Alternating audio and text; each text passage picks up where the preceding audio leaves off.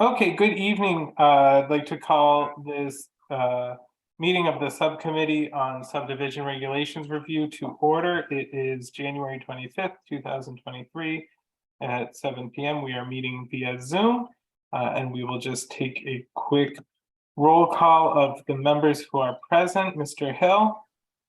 Alvin Hill, present. Jane Salcy, present. Mr. Rice. John Rice, present. Mr. Blackmer. Randy Blackmer, present. Mr. Williams. Ray Williams, present. Mr. Santos. Ray Santos, present. Ms. Orr. Ms. Orr, present. And I am Joseph Brody Brown, present. We'll move on to the next item on the agenda, the continued review of the subdivision regulations.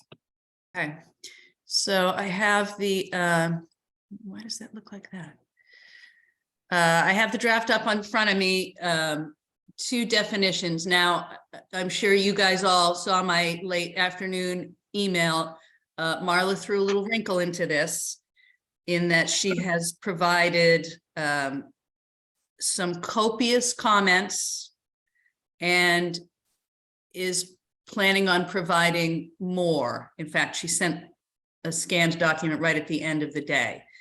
So the ones at the end of the day, I haven't had a chance to put in here. And I don't even know if that's her complete assessment. I suspect it is not. So what I'm going to suggest, so I think what that does is it kind of puts the kibosh on the idea that we're going to get through and be able to have a public presentation draft after tonight. But what I think we can do, and you guys let me know how you feel about this, is go over what I had previously sent, which was the highlighted items that were either concepts that I knew hadn't been introduced yet, but that I had been asked to introduce, like the Owners Association section, or areas where it's been discussed but never fully resolved what the preferences were. And that stuff pretty much starts in definitions. So if you see, like up in front of you, you see that applicant has some redlining. That's based on Marla's comments. And I would say for the most part, we should just put Marla's comments off to a separate meeting. Are you guys okay with that? Yes, I am, Alvin. John Rice here. How about giving her a specific date that her comments have to be in by? And other than that, we're going to keep on pushing the ball down the road. Well, I have tried that in the past, and Well, this has been the result. Yeah, But- well, tell her. But she is actively working on it now. But if we give her a date, then she'll get it done. Well, if we can agree to convene again in a week, then I can give her that deadline of the end of this week for her comments, because I think she probably has more. Like, I think I probably have 2/3 of what she's planning on giving us. Yeah, that sounds agreeable to me, Tira. Alvin. Yep. I think that sounds sensible as a way forward. Ray, I see you there. Doesn't she only have so many hours a week that she can work, though? She does. I'm sorry, John Lenke was trying to call me. Right, but this has been going on for how long? You've been working on this? Well, that was sort of where I was about to head, John, is that, you know, this has been ongoing since 2021. And we stopped working on this draft back in August. So, I mean, that is more or less the point I was trying to make. I made it for you. Thank you, John. I appreciate your support.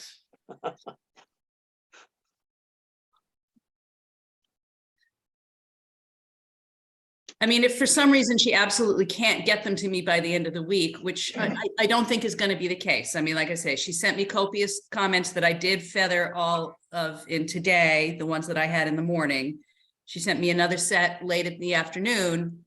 And then, you know, that's 2 days to complete her comments back to me so that we can have it for next week. I mean, I think that's reasonable. Just based on a pure percentage of her going through the document, is she like 50% through the document, or what's your thought process there? Let me take a quick look at how far she got on what she, because I forget where she stopped. I'm going to stop share for 1 second so I can go to my email. I'll be right back. Brian, I talked to Marla this afternoon and she had up to 28 pages.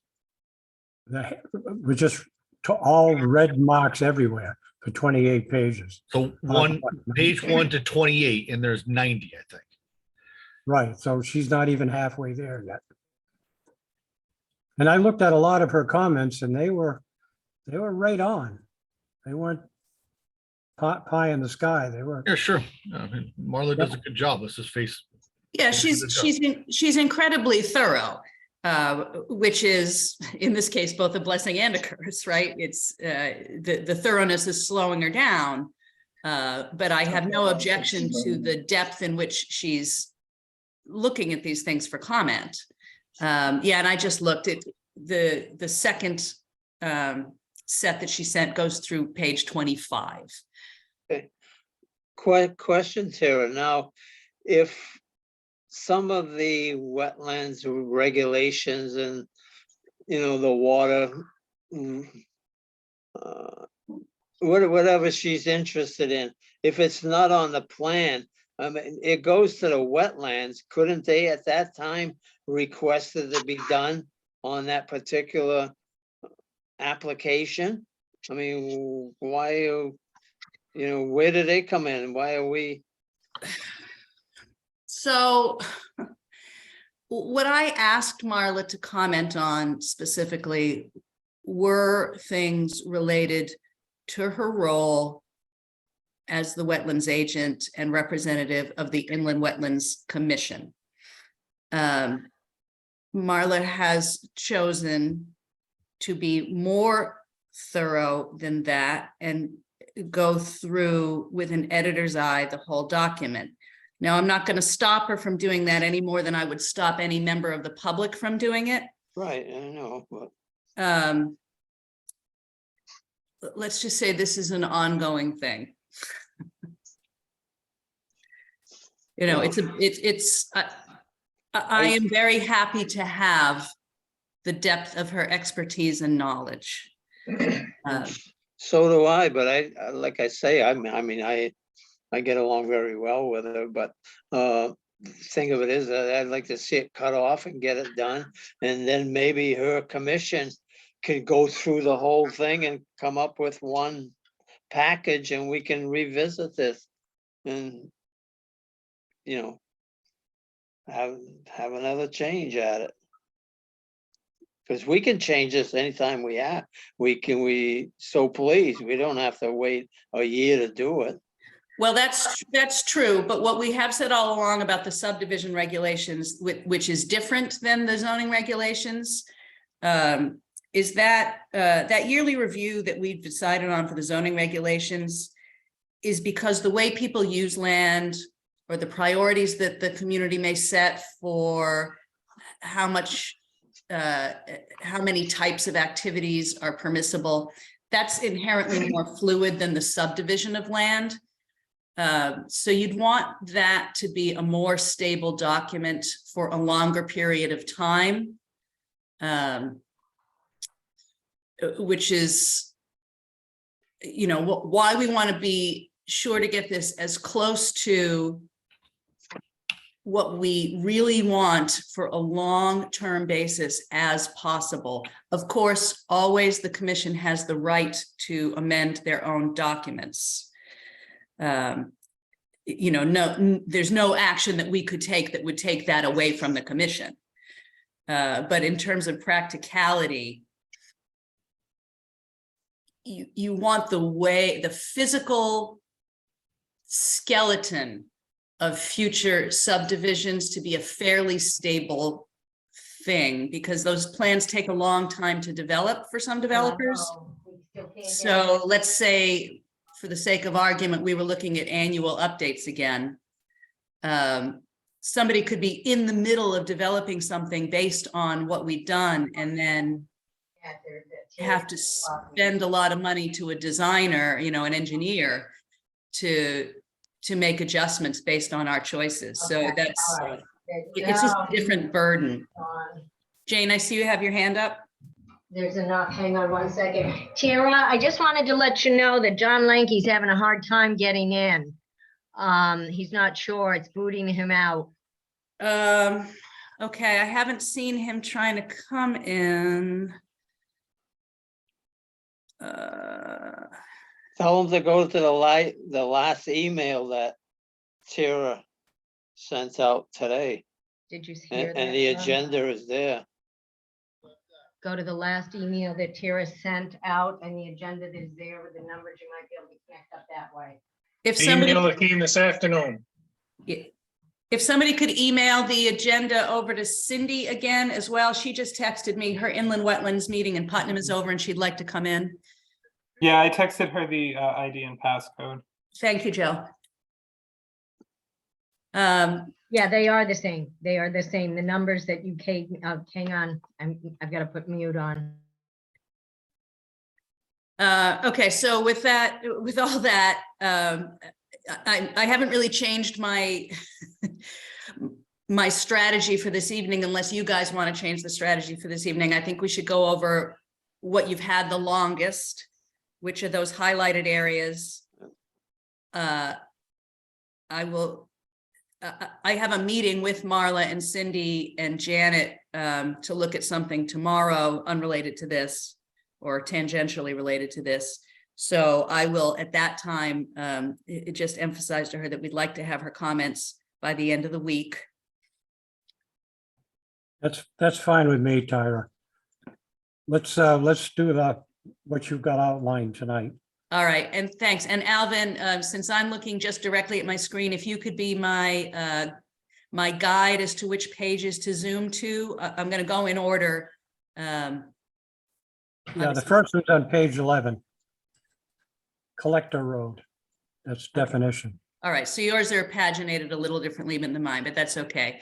So this is just this is highlighted because this definition was added or amended following Janet's material to us. And you guys haven't seen it. So I just wanted to run it by you. If anybody sees any objections here. There is something that Marla and I have been discussing, which is the distinction between a street and a road, which is relevant, but we'll get to that a little bit later. So for now, we're proposing this. A collector road is a street or road which carries traffic from local streets to primary streets and arterial highways, including the principal entrances to developments and streets for circulation within such developments. The standards for construction of collector, this should say roads. Roads are set forth in the document Connecticut Department of Transportation Highway Design Manual, latest edition. Anybody have any particular comments or objections to that? I've looked at that design manual from the state, and that's your definition is pretty much what they suggest. Okay. And that is the point, really.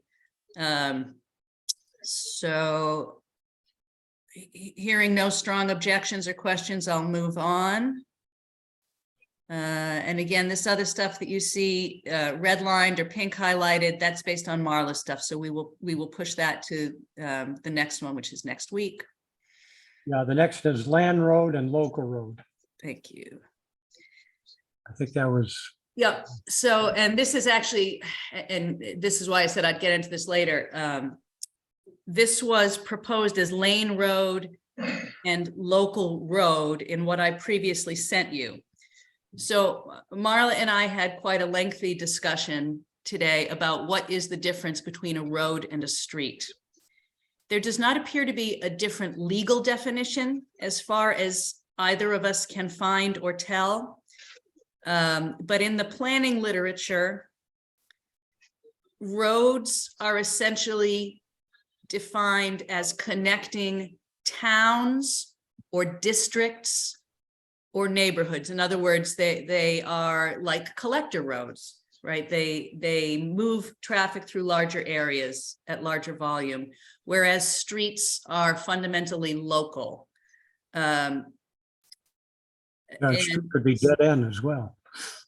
Right, well, that would be a dead end street, not a dead end road. So I have slightly changed this afternoon, and I just want to call your attention to it. Lane road to local lane, but not the definition. The definition still reads a street that provides frontage for access to lots and carries traffic having destination or origin on this street itself, and that conforms to design criteria and cross-section described in Appendix C, road construction standards. And has that been inputted in that Appendix C? There is an Appendix C? There is an Appendix C. That was one of the things that Janet did for us. Okay, And so the three categories that she came up with were collector road or street, however she constructed it initially, local road is how she constructed it, and then lane road. So I'm just suggesting that we tweak the titles, but not the standards. So the title being local lane versus local street. So in the hierarchy of the three categories, collector roads have the highest volume because they travel between towns or districts. Local streets connect within districts or neighborhoods. And then the local lanes are the smallest type of street, public street. So essentially the street on which you live is likely to just be a local lane unless it is in sort of the main stem of a neighborhood, in which case it would be probably a local street. And the differences are in the design specs in the appendix. Does that make sense to everyone? Yeah, Yeah, and I'd suggest that we've got a long ways to go to get through what Janet did, but you could, after we get done picking over those things, if we have any other changes, if you'd take it to her and ask her if she has any suggestion whether those are okay or not. I will, Yeah, and I can ask her tomorrow after our other, either before or after our other meeting. Happy to do that. Then we got something to hang our hat on. Yeah. You got it. Okay, so if everybody's comfortable with that, I'll zip ahead. The stuff that's in definitions, I really don't think is controversial. I just want you to see what was added after our last group discussion based on that input. Or in some cases, me going through and discovering in the document that a term was used and the meaning was not clear. And there weren't that many. In fact, it looks like it was those. All right, what's next, Alvin? digital data and a service fee. That's on page 23. So it should be very close here.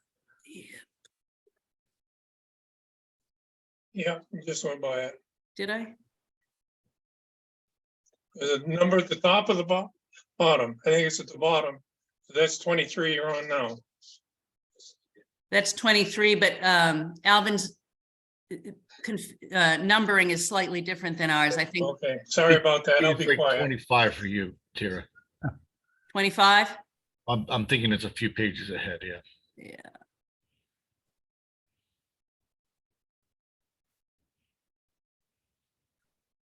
Where the hell is it? keep going. Well, essentially the question there was, there it is. So it's even further down. So this letter K, if the applicant is unable to provide the required digital data, a service fee will be required as shown in the table of fees. Your voice is, There's no such fee described. And Cindy, and I asked her, has never charged such a fee. I understand the purpose of having this here. We want an applicant to pay for the administrative inconvenience of us having to convert his documents. But we've never done it and never charged for it. So are we keeping this and starting to do it, or are we scrapping it? What percentage of the time do you have to do it for them? That would be a question you would have, well, the percentage that we would have to do it, I don't Well, know. did I we can have tell done you it in that the we've past? never done it. I don't recall ever getting that kind of information. And that's been in there in our regs for quite a while. Yes, it has, which is why. And we then left it there. I think that was on the input from Janet that in the recording or something to do with it's a lot better if we had that information. It's absolutely better if we have that information, but if we leave it here, it means this is a new action for the ZEO to take. I have no objection to leaving it.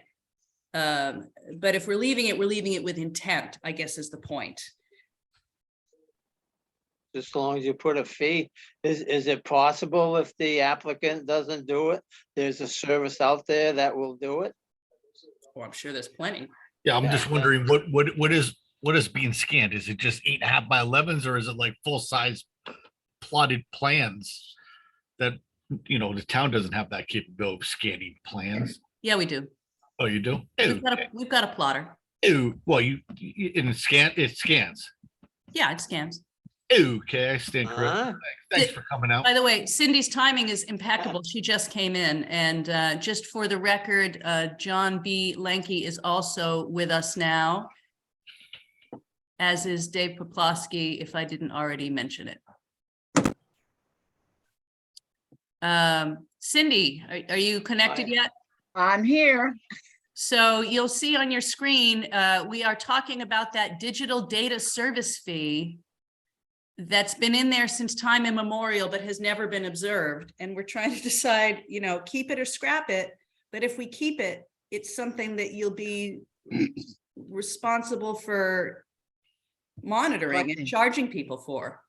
Yeah, well, if you don't have it for the other commissions, I don't know why we want it for this. Except that there's a lot of paperwork with this, I guess. I don't know, what is, Tara, that- can I ask Brian a question? What's the value in that, Brian? I mean, I don't even know. I've never got that, outsourced Brian. it, right? I've Brian. never outsourced it. So I have a different question, Cindy. How Brian, many? can I just answer John's? Yeah, go ahead. Sorry. So Mr. Rice, I what I think that is for is if you're a municipality who's mapping and providing a database of where all your conduits are, where your storm drains are, where all your paths that were created, you have a data layer of the entire town, of the road surface, the underlying road issues, conduits. Bigger cities have that. We have to turn in, when we turn our permits, we have to do, a digital data. So they take that information and compile it with the electric company, the water, sewer. I think that's what it's getting at. I will say, like the city of Boston, I file a permit. They have this thing called microfiche. They still do it. Really? Absolutely. It's unbelievable. But they charge $30 for that service fee. To answer John's question. So my other question is to the city, how many times in your history has K happened where somebody's walked in and says, oh, I don't have a digital copy. Can you do it for me? oh, never. So if it's never, I think K should just be struck. Either that or just end the sentence with a service fee will, a service fee period, and let whoever's gonna do that, determine what it'll be. And if they don't like it, they can get somebody else to do it. Well, the thing is, these are the regulations. So the regulation says, go get it digitally done. We're not going to sign off on it until you go get it digitally done. So just go do it. Why put it on the town to go do it? Exactly. It says, go do it. Go do it. Period. End of discussion. No service fee. Just tell them to go do it. Yeah, I think that's a good point, Brian. I think that's the way it is in the current regs, Brian, too. So my vote is to strike K, and Cindy, you tell them to go do it, even though this has never happened. So I don't really know what we're talking about, but yeah. I am totally comfortable with getting rid of this. I'm about to delete it. Is everybody okay? Yep, Yep. let's delete it. Okay. All right, what's next, Alvin? Shared driveway system. All right, what's the, I got page 32. okay, so it's gonna be a little past that, but not that much past. Whoop, Well, this is all driveways, driveways, right? and I think this was highlighted just as a reminder that I changed it. Right. You Right. had it at 3%. Okay, And so I can Janet, actually unhighlight that. That's just to call attention to the fact that I matched it to Janet's specs and drawings. So I'm just gonna unhighlight this. Okay, Right. There you go, shared driveway. here we go. So obviously, we've discussed this at great length, but I think the highlighted areas in particular were never totally resolved. Right up to letter A there. So I'll read, as currently constructed, shared driveways serving more than one dwelling unit, commercial unit, or unit in a mixed-use development are encouraged. Shared driveways may serve up to 5 detached dwelling units in a residential subdivision. Limits on the number of units sharing a driveway are not imposed for business/commercial or mixed-use subdivisions. So I think the things, let me unhighlight this for a second and highlight the things that I believe are the ones that are contentious. Which The is condominiums of business. which is the number of units in a given type. Yeah, I see you, Jane. Let me just do this. Go for it. Okay, in my subdivision regulations that you handed out when we first got on page 27, under driveways, it said absolutely there should be no shared drives. Each lot should have its own driveway. So do I not have the most up-to-date one that was handed, that should have been handed out? I It says assume no that what you're looking, driveway. I assume that what you're looking at, Jane, is the current subdivision regulations, in which you are correct, they are not permitted. And I don't believe that they should be permitted. And what is your reasoning? I've known people that have had shared driveways and problems with those shared driveways. It causes extra problems down the road, and I just am not in favor of them. If you're going to build your own driveway. Don't need to have the shared driveways, especially with 5 shared driveways. All right, Brian? Now, Jane is right there, Tira, because part of it too is snow plowing. Who's going to pay for what? Who wants to pay for this or that? Yeah, All comes down to money. It comes down to money and problems. Okay, so this is my deal with shared driveways. And in discussing with people that have had shared driveways, it is the main main contention is, what is the contract that controls who does what? And I do know that there's certain deeds out there in people's houses that say, yep, this is a shared driveway, but it doesn't list the control of who does what, right? And I don't think it's fair for us to put this in here and say, yep, you're going to do shared driveways, it's up to 5, without having some controlling mechanism that says there has to be an established agreement for the 5 people or 4 people or 3 people established before we allow the shared driveway. That was a long-winded way to say I want control of this. Okay, so let me just call your attention then to letter L. All shared driveways are to be maintained by either an owners association or through the establishment of private maintenance and liability agreements in a form acceptable to the commission and in accordance with CGS Chapter 822, Section 40. Oh, I got those backwards. 40. Yeah, 42. To 47F. The form of such association or maintenance and liability agreement shall be subject to review by town council. Shared driveways shall remain private in perpetuity. Appropriate easements shall be provided for travel, utilities, snow storage, and pull-offs, subject to review by town council and approval by the commission. I don't think that should be buried all the way down at L. I actually think that should be like at the top and bolded or something like that. Reference. Managing reference. expectations. I can promote that in the order. That's a good point. I thought we had discussed this prior about the shared driveways, and we had come to some sort of a general consensus that number one, 5 was way too many for a shared driveway. Why are we going back to 5 when we had actually discussed this before? Well, I think that there were differing opinions, and so I left it there to come back. Ray, I see you've got your hand up too.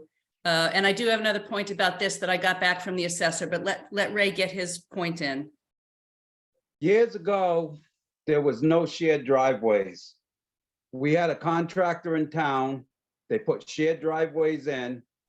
They did not work, and then it was switched back to no shared driveways. We know shared driveways don't work because it starts conflicts in town that comes back on us. I think that I think we ought to keep it just the way it is in the regulations. And if we have any shared driveways, I don't think it should be more than 2. Okay. Previous subdivision regs say, I'm sorry to jump in here about shared driveways. Is Ray right? There was nothing in there about? No, Jane was correct. I don't know how far back what Ray is talking about occurred. It's possible it goes back to even before there were subdivision regulations. Yeah. But it is, I believe it is true what he says, that at some point they disallowed it because of conflicts. Yeah, I can see that happening. As opposed to developing a regulatory solution to reduce the conflicts, which is what we're trying to do here.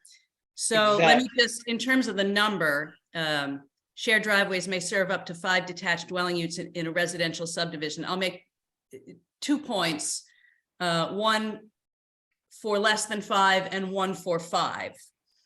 And I'll start with the 1 for 5, just because we have seen, you guys may remember when Fran Napick brought his plan in, and which he has since withdrawn, he decided to sell his property and move anyway. But at that time, he was trying to come up with a way that he could subdivide his property, create an association, but have it become essentially more fiscally feasible for him to stay in that house. So he was going to sell off a portion. He had a long driveway, and he was able to fit 4 additional. So, his house would have been the number 5, 4 additional house lots on there. They were not crowded. He was ready to put a homeowners association in place and do all that stuff. And, we never resolved this. Now, that might not be the reason that he decided to move. There might have been other factors. But we all looked at that plan, and nothing on that plan looked unworkable, out of the ordinary. Similarly, Lord Thompson Manor just subdivided a portion of their property so they could add another house on that shared drive. And this commission approved that because there's an existing shared drive where everybody's taking care of it just fine, and he will put those forms in place. That's the argument for 5. The argument for less than that, which is 3, I have back from Paul Hopkins, the assessor, and essentially, partly because Marla prompted him with a question, he did a little research, and there is no effect on property values for shared drives up to 3 units. There is a slight decrease at 4. There's like a 5% overall property value decrease at 4, and then another slight decrease at 5. And then anything after 5 becomes unwieldy in a residential shared driveway setting. So I would be totally comfortable with pushing that down to 3. However, I would just remind you that we have seen plans where 5 made sense. So if you allow the 5, I don't think at any point you're going to get a ton of people proposing shared driveways. But by saying you can do up to X, you're giving people flexibility to use their property in the most logical way possible. So that's that on that. Dave and then Ray, no, Jane, Dave, and then Ray, I think is the order. I've got hands up. Okay. So Tara, in looking back at this, I think that, we're talking council, we're talking about review of legal documents. I don't, that's all comes with a cost. So I just think it opens up a broader set of questions of, we're acknowledging that it's going to go to legal. So where do we recover those costs, and can we recover those costs? And what's the mechanism to come back to it? I don't find it as descriptive as what we probably want it to be or intended it to be with that L description.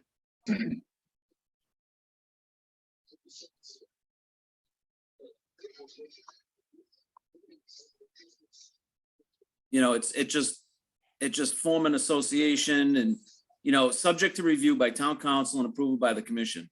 So we know already, we're saying that it's going to town council, and I just don't like that. I don't think it's as clean as we would want it to be if this is going to be a new regulation, my opinion. Okay, so I'm positing this. The costs for such legal review shall be the responsibility of the applicant. I think that's the simple way to solve at least one of the problems that you've raised. And we charge for our administrative costs. That would be an administrative cost.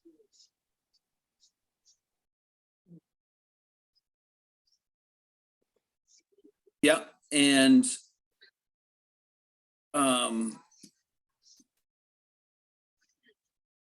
liability agreement shall be subject to review by town council. Shared drive shall remain private in perpetuity. Appropriate easement shall be provided for travel, utilities, snow and pull off, subject to review. But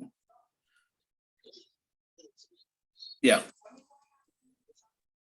I don't.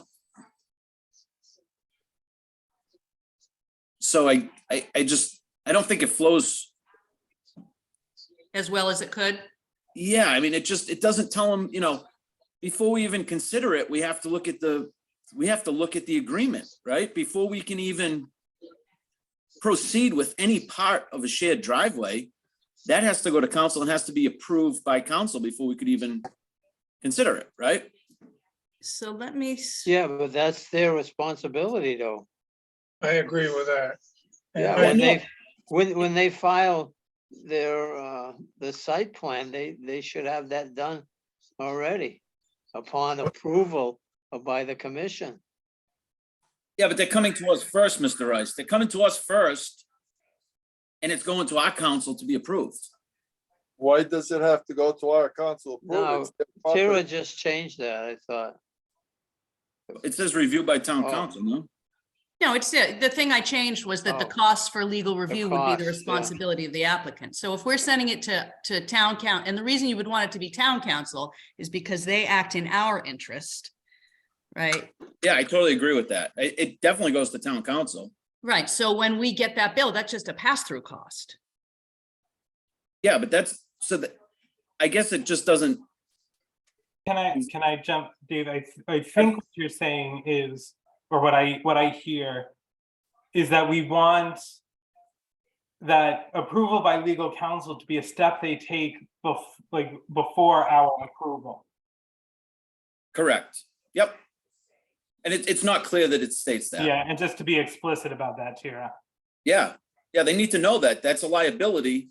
They're not just coming in where, you know, that's part of their liability. Interestingly, I think one of the things that Marla gave me, which I added in today, does outline in the requirements for submission, stuff about people, language regarding where private streets are proposed and where shared drives are proposed. It may be that some of that resolves that, but I'm just had this thought and I'm dropping the note in to see if maybe there is just even a template for a shared driveway arrangement that could be created to set that standard. We do have that for other things. Can I say something, Tira? Yeah, go ahead, Jane. Okay, I've got a couple of questions. One, because it said specifically there shall be no shared drives. What we are creating is another mess, another complication, another cost. We've gotten this far without the shared driveways. Why now? Why are you pushing for shared driveways? There's a couple of reasons. Mostly having to do with having less pavement, less cut-ins into properties. I am not as conversant on the MS4 permit as, for example, Marla and Janet are, but Janet has mentioned to me that that does conform to some of the standards in the MS4, which is to reduce surface runoff. And as I said, I don't believe you're going to see people rushing out to build things with shared driveways willy-nilly for no reason. But again, just to give examples of proposals that we have seen where the shared driveways were very logical in the development. And again, this is one that was withdrawn for entirely unrelated reasons, but you remember Rich Audette brought that proposal. It was essentially a condo association where it had a private road that sort of looped through the development, and then off that private road would be these stems, and the stems would have 3 houses coming off of it, right? So it's a lower cost to a developer, which means it's a lower cost to the person buying the property later on. And there's, you know, again, less disruption of the landscape to add pavement. Nobody is going to propose something they don't think that they can sell, make profitable, and that people don't want to live in. That would be foolish. It lines up with cluster housing and everything else, which I don't want to see happen any more than it already has in this town. We are making more of a problem than a solution. And if you want the cluster housing, that's the way to go. But I am not in favor of it. States, again, there shall be no shared driveways, period. Why are we? I disagree with that. I think that shared driveways reduce the number of curb cuts, the number of places that cars will be pulling into the road in front of the traffic that's coming down the road. I think that if L was moved right up under I think it's L. Yep. Moved up under A, and let it so that they know that it's up to them to make their arrangements or agreement. That we should allow the 5, at least 3, and I'd vote for 5 on 5 lots on a road. No, you're opening up a can of worms and you're going to change the way this town is and was. And See, Yeah, Sarah, if I can comment, I was gonna say that I was waiting for you, but that was the initial reason for opening up the shared driveway, was just what Randy just specified. Is that the amount of curb cuts coming onto a town road and the amount of asphalt that's going in. In other words, you could have 5 houses, 5 driveways, one right after the other. Would you rather have that, or would you rather have just one driveway coming out of a 5-lot subdivision? Well, I know the people that I've talked to that have shared driveways, it's a nightmare for them. And then you're gonna tell them that they have to put a homeowners association in and everything else. Well, what happens to someone that's living in that shared driveway and Joe Blow doesn't plow it? You gotta have what we have in that just moved in. They gotta develop some kind of agreement. Again, it's To have more, it done. you're making more of a mess, more rules and Well- regulations. What about our conservation, development? You wanna scrap that also? Oh, don't get me started on that, John. There's a lot with this conservation stuff that take a look at it really deeply, okay? Mr. Chair. Or Tara, Yeah, go ahead, John. on a shared driveway, if everybody remembers, she just brought the gentleman's name up. What was his name again, Tara? Well, I referenced the Napic and the Audette proposals, and then, of course, we also saw one from Lord Thompson Manor. Okay, but the first one, his initial thing with the shared driveway is when you put a shared driveway, you gotta hug one side of the property. You can't put it down the middle. So he had, if everybody paid attention, I remember looking at it and everything. He had one side of the property where he was gonna put the driveway in, and I think he was gonna put it at least roughly 20 feet. So every house after that, he was gonna put, his house was gonna be the last house, 4 houses in front of him, and all them driveways would come in. Randy's right, and Mr. Rice is correct. It cuts all that, having 5 driveways coming into our road and everything. But the point was that it's up to him, when whoever owns the property and he's gonna sell off those pieces of property, it's up to that person and those homeowners to come up with a solution. And it being a private driveway, we don't have the responsibility of plowing the town or nothing. So it's up to the individual. So if I had 20 acres and I wanted to do this, I'll put in a sufficient amount of road. That's common sense.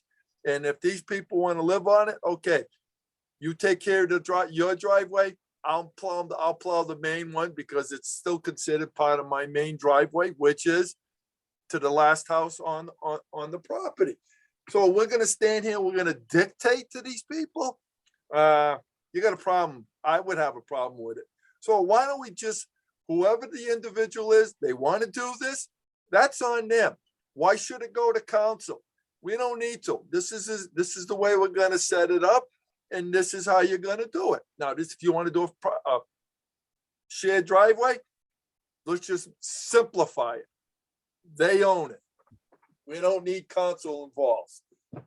Well, I think, John, that the purpose of having town council review is to actually prevent those very problems that have given people negative opinions of shared driveways thus far. I would suggest that one of the reasons there have been problems is that there have not been recognized standards, right, that can be enforced before the things ever get built to cut those problems off at the head.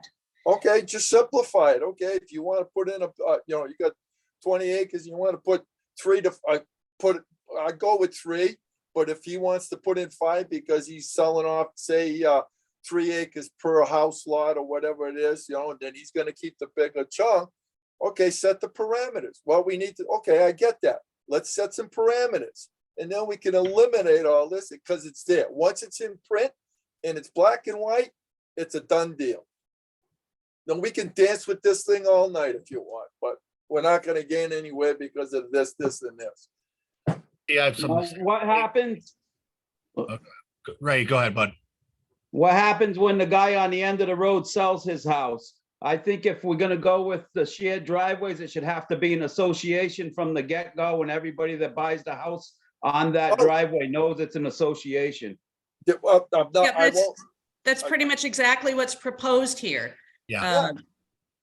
but But it's then up it shouldn't to be that called a shared individual. driveway. But it's up to that individual to set that, not us. We can recommend it, say, this is what you're gonna need to do, because like you just said, okay, I didn't think of that. Thank you very much, Ray. He decides to sell his property, but that shared driveway goes still with the main house, if you wanna call it, on of the shared driveway.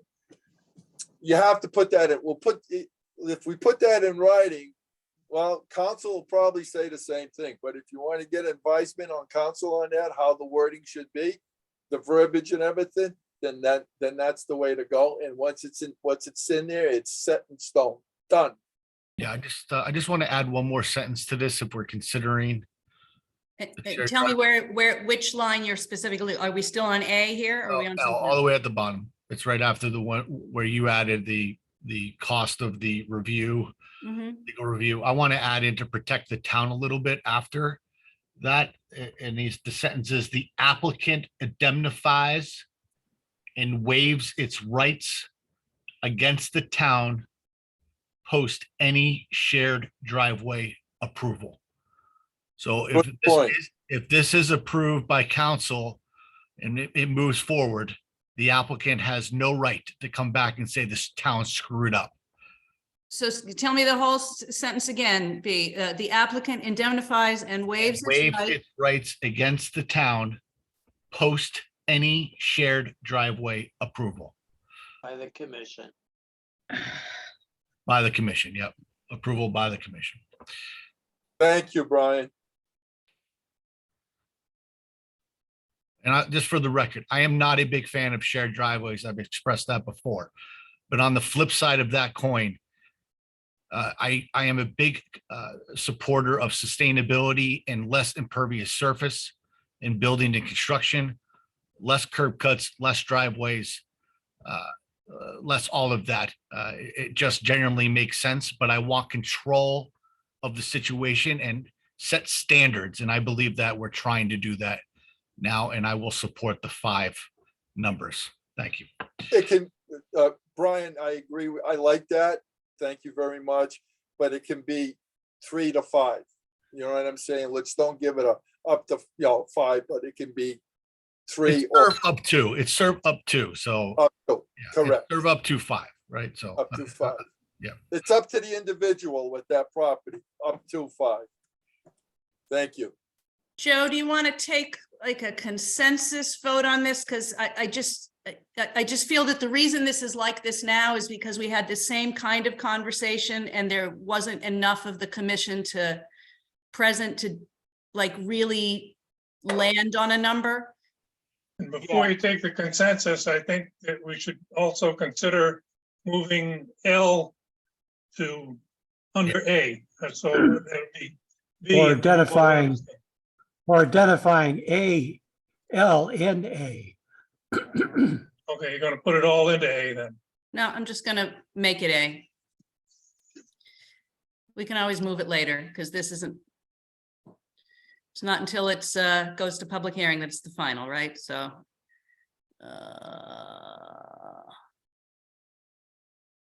Screwed up the formatting a little bit, but Damn it. yeah, messed up the formatting, but that's okay. I will. Nobody said you were perfect. I did.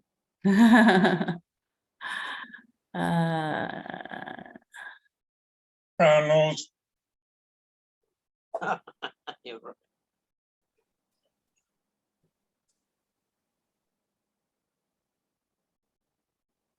Yeah, so while Tira is formatting, I appreciate that Jane has expressed her opinion that she is against shared driveways. Is there anyone else who would raise their voice as completely opposed to shared driveways? I would. Okay, Mr. Williams as well. Okay, thank you, Ray. Anyone else? So it does seem that a consensus of the majority of the committee is to allow shared driveways. I think there's been some good work. It sounds like everyone appreciates the additional language to protect the town if shared driveways are passed. And then I guess just for me, the other open question would be the number of units. So, starting at up to 5, who is opposed to up to 5? I'm opposed to up to 5. Should be no more than 3 if it's going to go that way. Okay, Yeah, thank Yeah, Joe, why don't you make it a little simpler and just go down the line and just have people say 3 or 5? Okay, yeah, perfect. Let me just change my view a little bit so I can see. No, that wasn't it.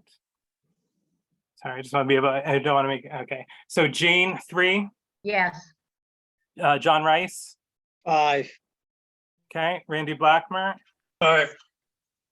Ray Williams, 3, Alvin Hill, 3, Brian Santos,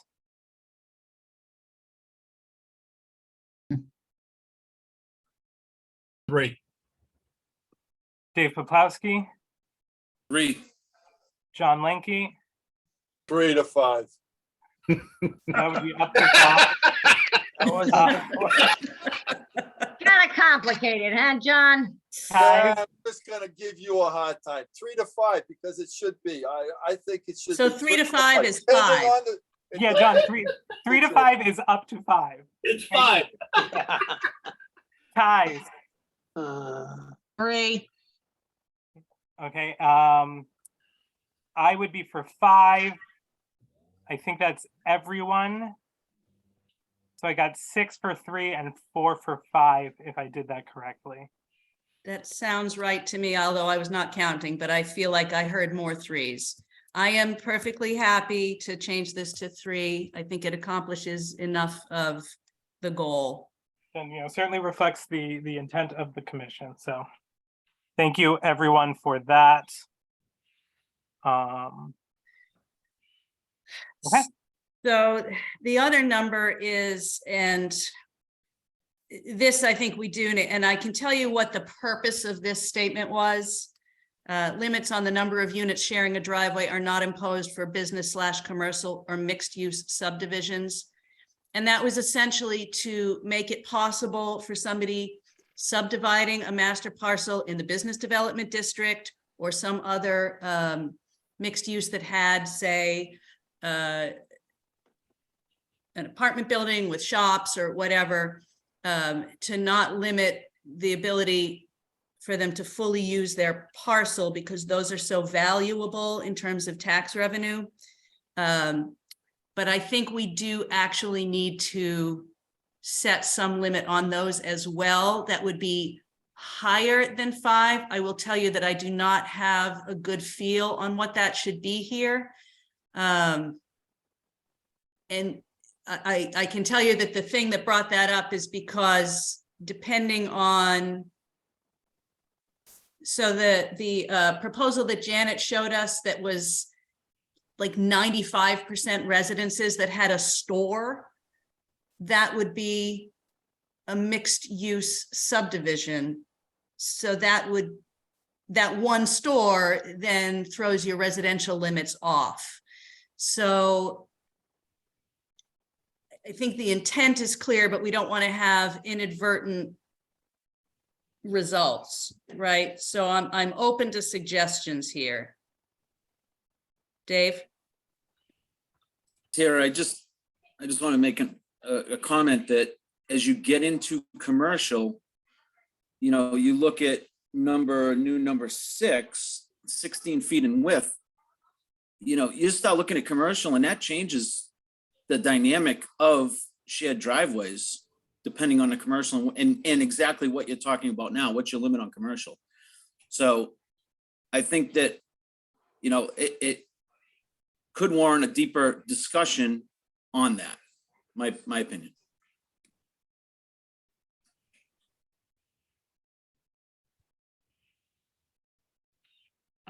Yeah, it almost sounds like it's an entire, well, I mean, it is, it's an entirely different animal, right? And so it almost should be pulled out into another section. Is that what you're saying, Dave? Yeah, another section, or at least a separate set of, I guess, minimum requirements differing from 5 residential units. And again, that's going to be based on what we set for commercial standards, Joe. So just under the current number 6, well, actually, it's going to be a letter, but it's number 6 on the screen right now. The shared portion of the driveway in a residential subdivision shall be a minimum of 16 feet in width. And then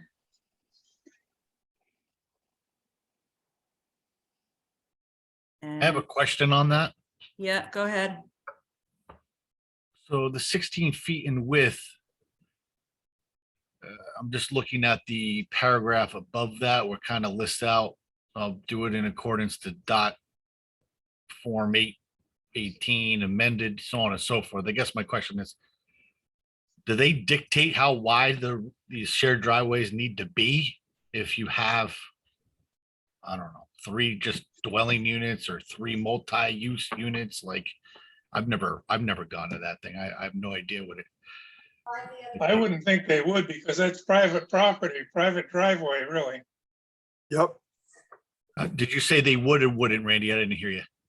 I don't think there's any state regulations that would tell you what you're gonna do with Yeah, a private driveway, which is shared driveway, is still a private driveway. yeah. I just worry about emergency equipment coming down these things. I think Poplawski's right. It's a little bit of a slippery slope with multi mixed use developments when you're getting many people coming in there. I don't know how I feel about this one. It's a little slippery. What did we set for a standard on a road width for emergency vehicles and everything a while back? Was We it, got into discussing that if there was a one-way road, like going around a cloverleaf or something, but I don't know that we ever came up with a definitive number, because we were talking, it started out at like 14, but if you had a delivery truck parked on the side of the road making a delivery, that doesn't leave room enough for another truck to go by. So what I can tell you about this section is I typed this in large part from Killingly's standard, which were what I was referred to by Janet and some other people as being sort of the best written addressing this in the area. So I'm finding myself unable to answer the question about CTDOT Form 818, but I will bet you dimes to donuts that's what I got that from. And I've got a couple of notes here to myself to when I have that meeting with Janet in the morning, just to run a couple of these things by her to say, so that I can get a better answer for you, because it's been months since we looked at this together. Yeah. I think Killingly, they use 20 feet. If I remember correctly, I know some people that live out there very well. And the road has to be at least 20 feet. Private Well, it's not a road, it's a drive. driveway, a private driveway, even though it's coming off a town road and everything. I can't remember what page it is on. I had their regulations, and it has to be at least 20 feet. 16 minimum. But like Randy said, if you got a guy park his truck there and everything, how can a emergency vehicle get by? They're just gonna barely get by on 20 feet. So Yeah. I'm just scrolling down a little bit to the next highlighted section,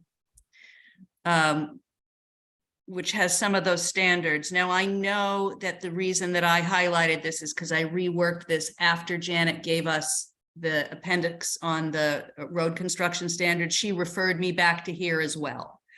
So that is highlighted just to call your attention to it, that it's a little different than what you had before. I mean, we've been leaning very heavily on her civil engineering experience. Those of you with additional construction experience, I lean on you equally hard to look at these. I mean, I'm hearing some hesitancy,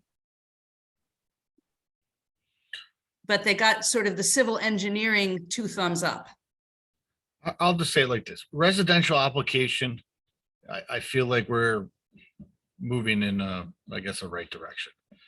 I just don't know the standards around shared driveways when it comes to commercial or mixed use development. And I feel like, kind of to Poplawski's earlier point, maybe it could be separated out. At least right now, it should be separated out because I think it requires further evaluation of what we're really wanting from a shared driveway for commercial units and mixed use development.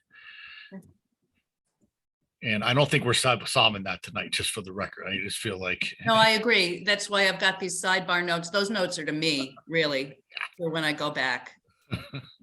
I agree with Brian on that, that should be something separated with, for the business. And another thing for the driveways at 16 feet, what John brought up before when we were doing, right of ways and roads, if you have a corner and somebody's coming around a corner and you have a fire truck coming the other way to a house on a shared driveway, that fire truck has to have room to get around on a corner too also. Yeah. Oh, you do remember. Thank you. Yeah, I think we came up with a solution that had to be somewhere up to 20 feet, around 20 feet. That gave a little bit of room. Well, that's what's in the road standards for sure. Right. That was what she put her eye to. Yeah, because I'm just gonna say, just reading, well, now number, I guess, 7I, 2I and 3 there. 8 inches of bank run gravel, 4 inches, 3 inches there. That would not be a commercial shared driveway construction. It would be 1 foot of gravel base, and various other things. This is like a, a standard residential application, That's exactly what I meant, Brian. I mean, all of this, it doesn't apply to a commercial application. And even if, I'll go one step deeper, if there's sewer available and you could develop even more of that commercial property, have that much more traffic, which is our goal, but these regs don't accommodate that goal with the way they're written here with these for commercial. Yeah, like I said it's a funny thing because all along we've been in the same headspace, right? If you look at the existing subdivision regulations, they don't talk about anything really that wouldn't be residential at all.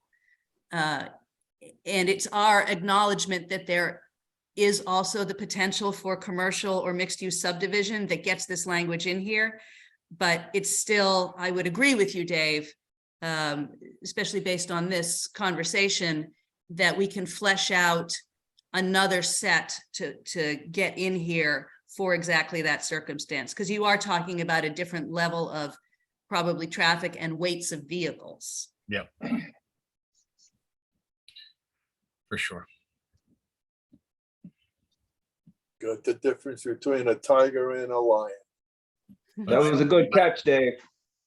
Yeah, I don't have any problem with the yellow for residential applications. Okay, so note to self,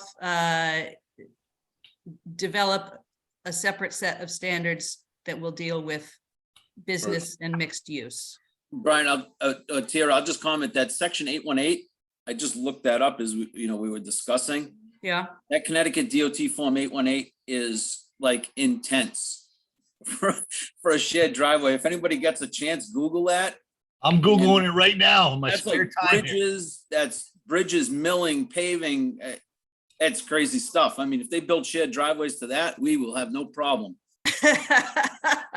It's almost deterring them to. It's going to I will- be, that's what I it's will going to do. guarantee you that is a carryover from Killingly. Guarantee you. Jane, I don't think you have anything to worry about when you read that form. I was just looking it up. Yeah. Just so everybody knows, it's 591 pages, so no big. Oh, yeah.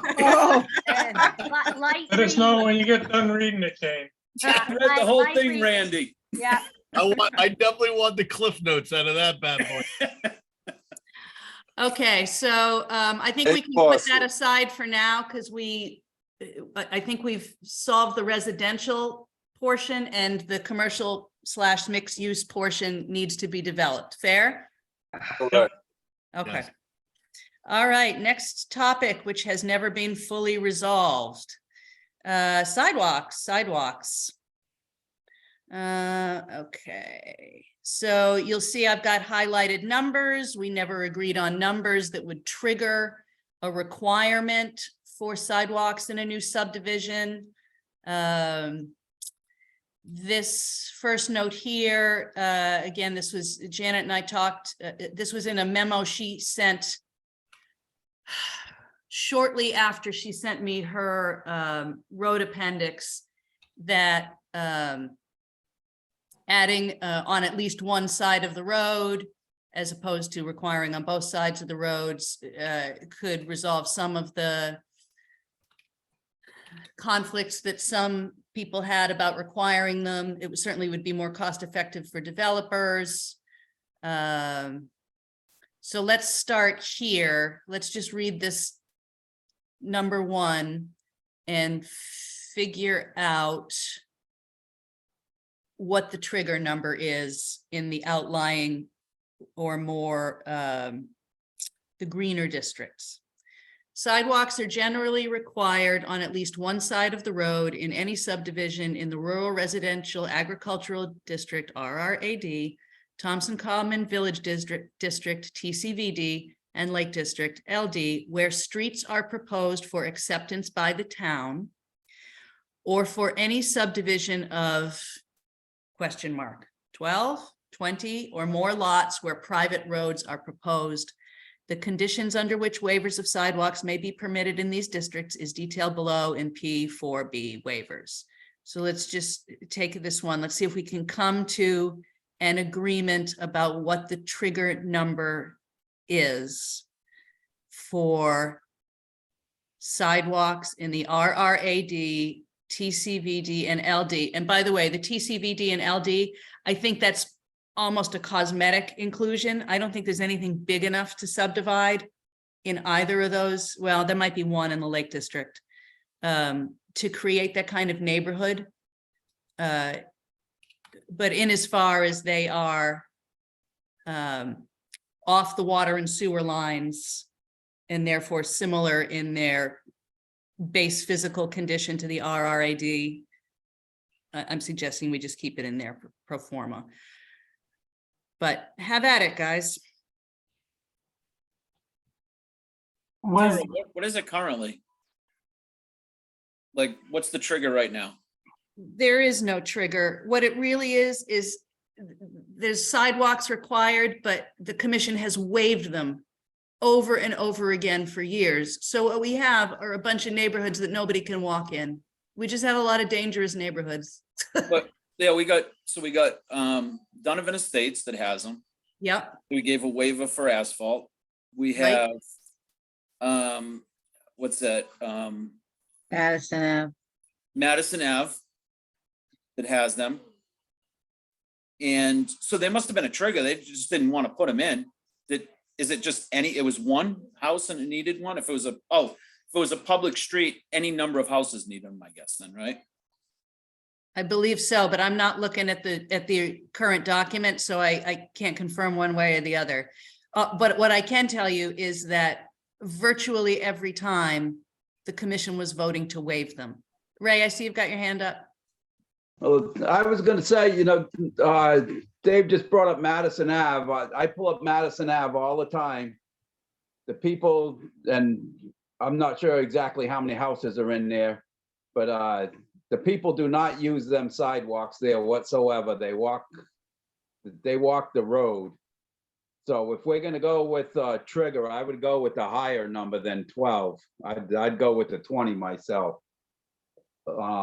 Like I say, I could see it in a bigger housing development, but on something like that, like I said, the people walk their dogs down the street. That development, Ray, has 18 blocks, I believe. I can check 18? it. I believe it is 18, but I'll check Yeah. it tomorrow. That I was sounds thinking about the, right, Cindy. That sounds very familiar. I don't disagree with Ray going with higher than 12. I'm just thinking about, you have 8 houses on one side, 8 houses on another side, how much congestion is in the street? I would say like 16, I think would be a trigger point for me, but that's kind of sad, backup, I guess. Well, I mean, you If know. I- the If I may, number- Tara, the purpose of requiring sidewalks, say in a development, you're talking Madison, if there's where the kids are gonna be waiting for a school bus, they're gonna be standing in the street. Good Right, point. obviously, that's part of the reason why you have sidewalks, right? is- Sidewalks, is exactly. For safety, for things like that, school buses, obviously Yeah. walking, if people choose not to walk in the safer Yeah. area, that's kind of their individual choice, Right. but they have the choice. You know, people who are mobility challenged may very well be grateful to have a sidewalk and not have to go in the street. Jane, I see your hand up. Yeah, no, I mean, I'm living in a housing development. There's been no problems for the last 43 years in here with the buses or anything else. The places that I've seen, like what Ray said, they don't use the sidewalks. It's something that, you know, if it's there and it's not being used, we are going to require that they put it in for something that isn't going to get used. I don't know. It's one of those things that unless you've lived in a housing development, you don't know what it's like. And I do. There's never a problem with the buses or anything else. Even when you go down on some of the other roads. I mean, it comes down to common sense. But then again, not everybody has that. But I think the development looks a lot better. Take a look at the improvement on 12 downtown, just with that new sidewalks. Now, you tell me that area doesn't look a lot better with these new sidewalks rather than if they was gone right to somebody's lawn? I don't get it. Well, I think in that- I in think that- we're in that- trying in to improve and make the town look a lot better when.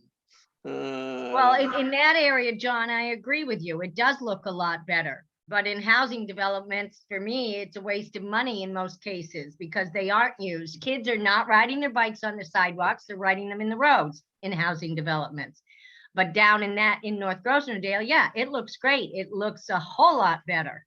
But I don't think it's something that is an absolute necessity when you're putting in housing developments because they actually don't get used. Dave, I see your hand up. Yeah, so I just got a few pointers. You know, as everyone, you know, I drive around, I'm involved in construction a lot. So if you do asphalt berms on sidewalks, the tires are crushing them. They look like crap. You put granite curbs in, nobody's gonna afford granite curbs all the way around. You get into concrete, you get into asphalt. My personal, and then there's ADA also, right? So now if you're putting sidewalks on both sides, now you're gonna do ADA, you're gonna have transitions, you're gonna have conversion. Personally, I think a road looks a lot better if it's a little bit wider, encompasses where that sidewalk would be, keep the asphalt wider, so you have the traffic flowing and you still have a safe place for someone to move, but with less maintenance and less problems. That's my observation from. Do like a few other Yeah. towns down towards the other, what's the name of the town? What they did was, Dave, you hit it right on the head. They widened out the road where the sidewalk and everything would be. And then guess what they did? They painted it so it looks like a sidewalk. There you go. And it's less maintenance. So every 5-6 years, you go down with a little painting machine and you make it look good. Make the road wider. So instead of being 50 feet wide, it could be, it'll be 55, but you paint it. It's asphalt, less maintenance. So a problem with making roads wider is that wider roads encourage higher speeds. Speed bumps. So if you're combining wider roads with no sidewalks, you're actually creating the exact opposite effect that having the sidewalk would, which even if somebody's not walking in the sidewalk, the perceived narrowness of the road helps to reduce speeds. So it's an overall increase in safety. I mean, you're right, Jane, you can't force, Jane and Ray, you can't force somebody to walk on a sidewalk that is there. But to have the option of walking on a sidewalk that is there is particularly important, not for you or me or anybody who's on this particular call. The mobility challenged road, having to travel in a roadway is very problematic. Kids may in their own neighborhoods be able to sort of run across the street, play a little bit in the street, but to have that shoulder, that safe spot, can make a difference in an incident where they have to get over quickly. There's also this sort of planning concept known as the trick or treat test. Would you let your kid of an appropriate age, obviously, go out with a group of kids alone in the dusk and Halloween to go trick or treating? In neighborhoods where there are sidewalks, that is a reasonably safe option.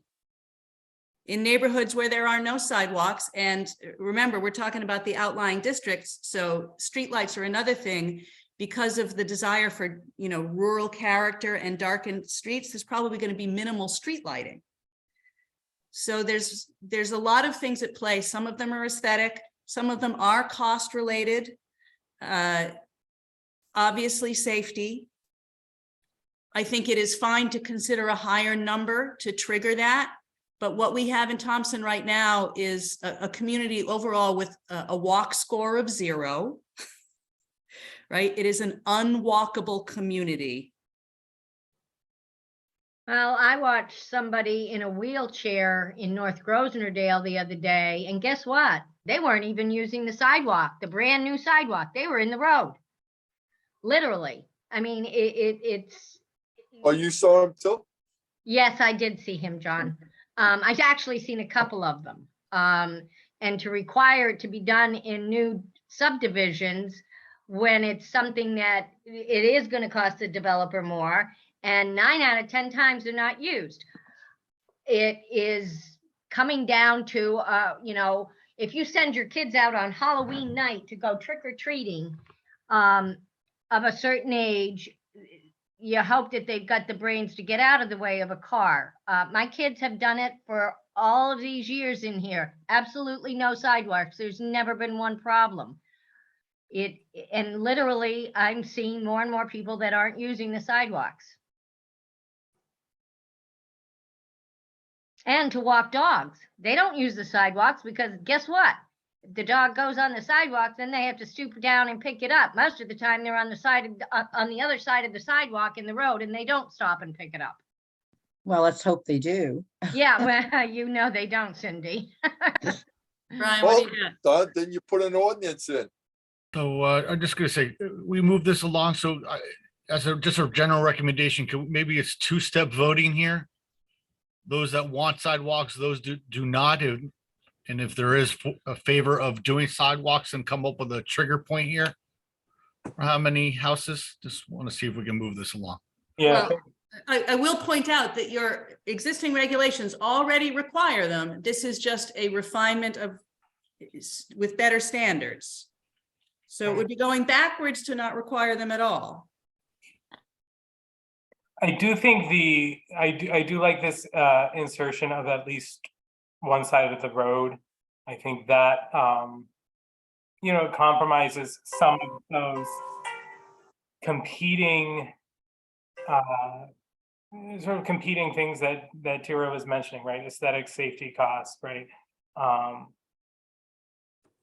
So I do appreciate that insertion of on at least one side of the road, which would be less of a requirement than our current regulations.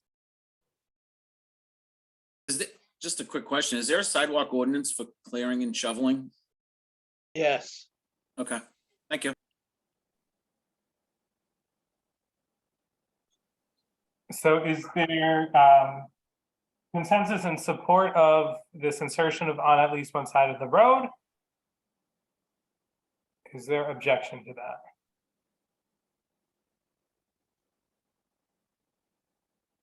Okay, I hear no objection, so I would posit that there is consensus in support of that. And so to Brian's point, I think we just go down again. 12 and 20 are two trigger points that are suggested. 16 was one that was suggested as well.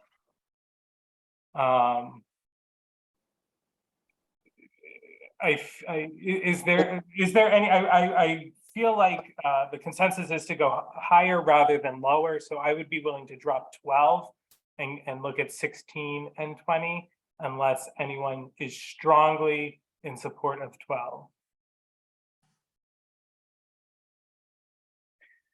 Go ahead. Brian has the right idea, 16, it's right in the middle of the road. Right, okay. Let's take a vote. But we don't want Okay, people in the center middle vote. of the road, John. So I'm just gonna go again down quickly through the commissioners with 16 or 20, please, okay? Brian, I think I have to stick with 16 since I said it, so I'm going 16. you like consistency. John Lenke, 16, Randy, 20, Alvin, 16. Jane,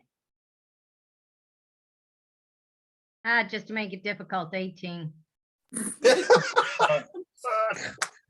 John I'll go Rice, with the 16 to make it easier, Joe. 16, okay. John Rice, 16, Ray Williams, I'll go with the 16. Kai Zor. 16. I would say 16. Did I miss anyone? Dave Pafolsky, 16. Thank you, Dave. Sorry about that. Okay, so that seems to be Got the Alvin consensus still? there. Yeah, you got Alvin. Oh, good. I only missed one. That makes me feel better. you can vote twice, Joe, make up for it. Here, I'll be right back. I gotta run down the hall. Okay. All right, so we just resolved that up there, so I'm gonna No, change. it's section 10 Owners Association. Hold on one second, let me just fix Yep. this here.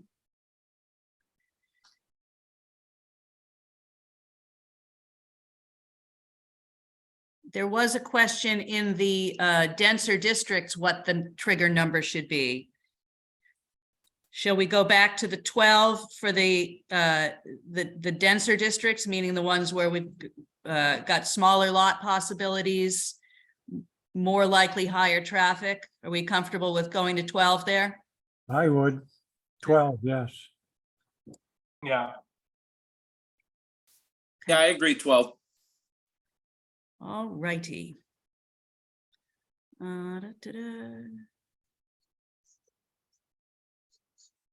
So where am I going, Alvin? Section 10 Owners Association on page 60. It's towards the end. Oh, yeah, okay, it's quite a ways down.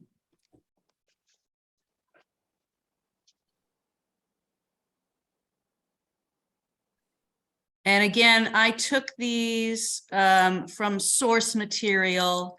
As I recall, and it's been obviously over a month, maybe even more than 2 months since I did it. As I recall, I took these from sample ordinances developed in one of the conservation subdivision design textbooks that I have, and I just adapted it a little bit. And I either passed it by Roberts or by some of my planner friends, and I honestly do not remember who it was, but they provided some additional commentary and then I tweaked it before I put this in here. So obviously, previously we had no section addressing owners associations in the subdivision regulations, but with the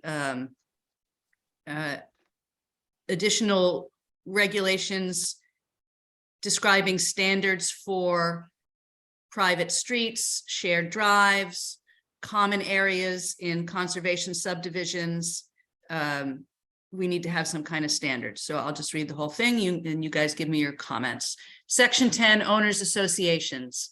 A, common property within a development shall be owned, administered, and maintained by an owners association pursuant to the Connecticut Common Interest Ownership Act, sections 47-200 through 49-299 of the Connecticut General Statutes, or the Condominium Act of 1976, sections 47-68A through 47-90G of the Connecticut General Statutes as amended.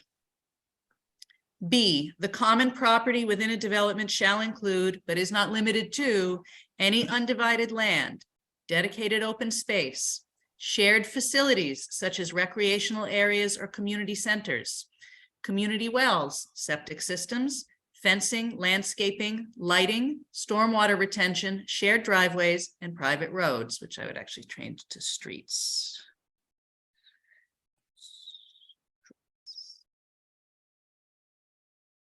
C, the owners association shall be formed and operated under the following provisions.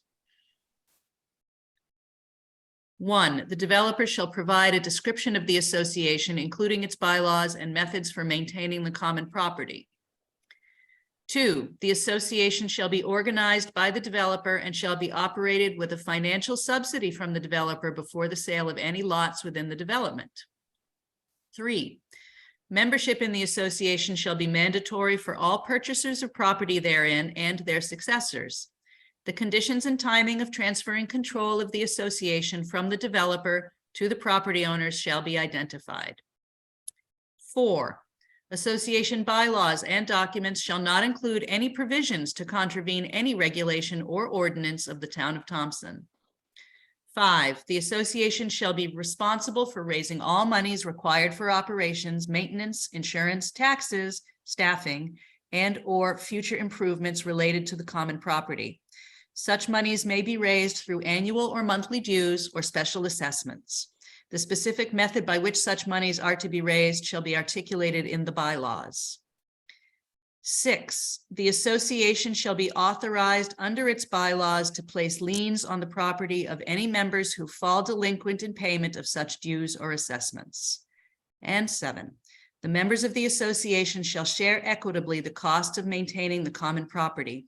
Shares shall be defined within the association bylaws. Can I ask a question before the members who are actually doing the vote are weighing in on this? Sure.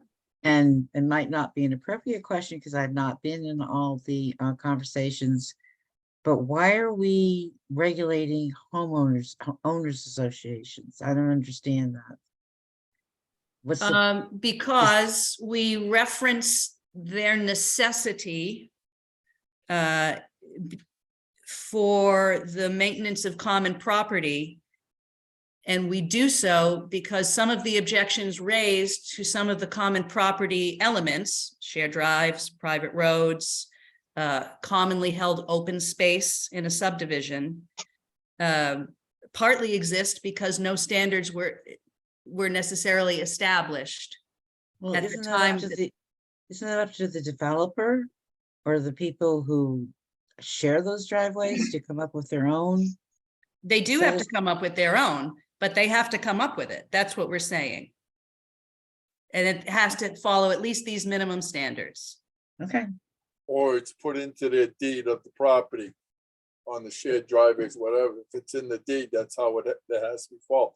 It creates their own homeowners association. So this way the people won't be calling the town and the town saying, well, how come you're not plowing out the driveway, the road or whatever, because they'll think it is part of the town. So this way we got some type of proof that we don't have to maintain it, that they're responsible. Well, what does this have to do with this type of proof that they belong to homeowners association? All you do is ask them, say, do you belong to homeowners association? And then they say yes. They say, well, look at your bylaws. We don't regulate homeowners associations. We only If I can regulate jump the in, development of them. Go Sarah, ahead. if I can jump in, I agree with Cindy, is that I'm not sure why we're dictating to the homeowners association what to do, in that You take, for instance, Thompson Hills, that's the only one that comes to my mind, you know? I don't recall any involvement the town has with that. Every time something comes up, they say it's the homeowners, you know, it's a private entity up there.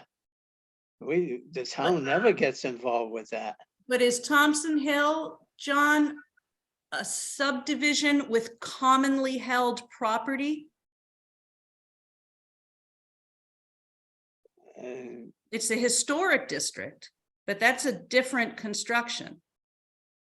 what you're saying Thompson Hill now, I'm Well, talking I about mean, the that I'm one asking by you. the because medical that's what I- center, the one by the medical center. One by the, off of Route Oh, 12. the no. condos, the Yeah. condos. Those. Yeah, that's a, you know, homeowners association, they have it. I know of a couple of people that live in there and they do pay dues and they control everything, you know? Yeah, they're responsible for the plowing and stuff. Yeah, Can I everything. jump in, Kira? Yeah, go ahead, Jane. I agree with Cindy and with John. I don't believe that it is our responsibility to dictate to an owners association. They are unto themselves. The town has nothing to do with it. You take a look at the condo that's there by the medical place. You take a look at the elderly mobile home parks here in town. They're unto themselves. We should not be dictating to a homeowners association. Literally, it's almost a situation where they move in, they know what they're getting. It has nothing to do with the town. We are overstepping our authority by dictating to a homeowners association. So I hear what you're saying, Jane. The condo development and the Gladys Green Pinewood Court place, neither one of those is a subdivision. That is a single parcel,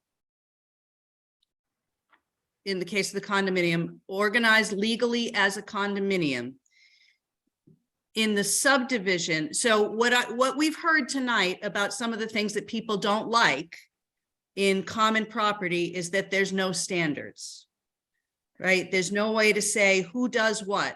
The But why are solution to that is when there is commonly held property, and not just shared driveways and not just private streets, but anytime there is commonly held open space, because that is a thing that also exists in the subdivision regulations as a possibility. If it is not defined who takes care of it. They do. This is an owners association. We should not be dictating to an owners association. Period. It has nothing to do with us. It's owners association. We don't need to dictate to them. They set their own situation. And when They will set their own situation. These suggested regulations do not tell them what the details of their individual agreements could be. We're not setting their fees. We're not saying whether they do it in monthly installments. We're just telling them how to must- do it. they We're must telling them how to adhere. do it. We're telling them how to do it. It's overstepping our authority. It's a private association. Yes, it is. I have a Jane, question. but Go Jane, ahead, yes, Dee. Jane, yes, it is. You are right.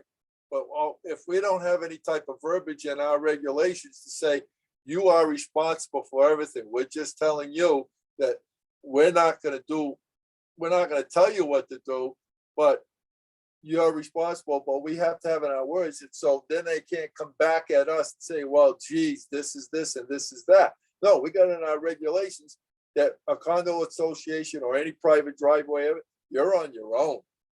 That's how I'm looking at it. Oh, just Not word it that, dictates. just word it that way. It's protective of the future buyers Correct. of the subdivided lots, that it's not just going to be, the town has not ignored the fact that a developer could just walk away once they sell the lots without Correct. any plan for the maintenance of any common areas, whether those be private streets, shared drives, shared open space.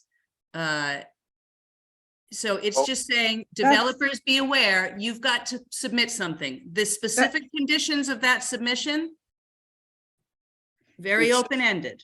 That's Yeah. called buyer beware. Yeah. buyer beware. I just don't feel that we need to dictate to an owners association. We're Yeah. not. Can I just make a statement? And the other thing is, yes, John, I know what you're saying, and Tara, I know what you're saying, but this is you're gonna go in and start dictating to businesses how they do their stuff? I mean, this is something that it's an owners association. That should define it right there. If somebody's got a problem, it has nothing to do with the town. It's within that owners association. Yeah, so I think we have to say that we require a homeowners association. Well, Okay? it's an owners association because again, not everything's residential. That's why Okay. it's constructed. I agree that I don't think we should be dictating to what we should look for in the owners association. But with that being said, I agree with A. It just says, hey, common property within development shall be owned, administered, and maintained by the owners association, and a whole bunch of other language. B, the common property within the development shall include, but is not limited to, just to give spatial a recognition, a divided land, dedicated open space. Okay, fine. C, I think C should read, the owners association shall be formed and executed during the approval process of the subdivision. And then everything after that, I, 2, 3, whatever, all of that should be deleted. Okay, so repeat what you just said to me. I'm just putting it in the marginal notes here. The owners association shall be formed and executed during the approval process of the said subdivision. That's good. Yeah, but And then delete everything else. so they're gonna come in with a statement and you guys still have to approve it. I just want to know that it's formed and executed. Well, That's then all I maybe wanna know. just proof that it's been formed, that just show us the papers. That's Oh, correct. okay, all right. Yep, that's it. You have to understand, my critique is the amount of work that this position is going to have. I wanted to do. So, Be informed, should it be put in there that there should be a president, a treasurer, and a secretary? Yeah, but No. again, that's dictating what the owners association is. Everyone on the line here, from what I've just heard, doesn't want to say what that owners association says. I just want to know that one exists.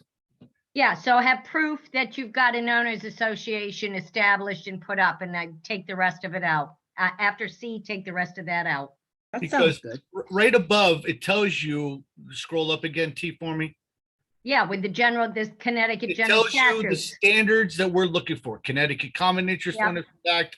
I mean, I don't know anything about any one of these things, but like, I'm sure there's some sort of standard in there that tells them what the owners association write-up should be, treasurer, president, secretary, all that stuff. I just want to know that they created one and it follows those standards. That's it. Yeah, That's all. and just with the That's proof, fair. yeah, and get rid of the Simple. rest of it. Simple, simple, simple, simple. What do you got, Dave? You hands up. That's exactly what I was gonna say, but can you scroll down a little bit? I just want to make sure that this. Is that all the yellow? It didn't That's go on all to the next yellow, page. yeah. Okay, no, that's exactly what I was gonna recommend. Thank you. Okay, no, I'm comfortable with that. And obviously, everything is gonna get swung by Roberts before this goes to public comment in case our good intentions have led us down an incorrect path. But I am What comfortable path? with that. What path? We don't know. That's what I'm saying, John. You have your Just hand up make again, sure or you you just walk- still have just it up? make No, sure I'm you done. walk on the sidewalks. Follow the path on the sidewalks. Oh, I will, because if I see you coming down the road, I know I'll have to jump. No, out you of- just step in the road, John, for me. My wife will pay you dearly. I know Diane will. Alvin, do Yeah, we have that's the anything else problem. on that list? No, that should be it. Okay, so, and that's actually pretty good timing. It's everything that we were initially gonna cover before I got Marla's comments, so we on for next Wednesday, same bat channel, same bat time? Sounds good. Works for me. Okay, and I will ask Marla to please complete her comments to me by the end of the week. Anybody got anything else? Good night, Irene. Okay, I don't think so. So yeah, I will move to item 4 and I make a motion, we adjourn. I Second. second that motion. This meeting is adjourned at 8:44 PM. Thank you, everyone, for a good meeting and good work. Thank Mean you. we didn't pull a Jane Salsi meeting night?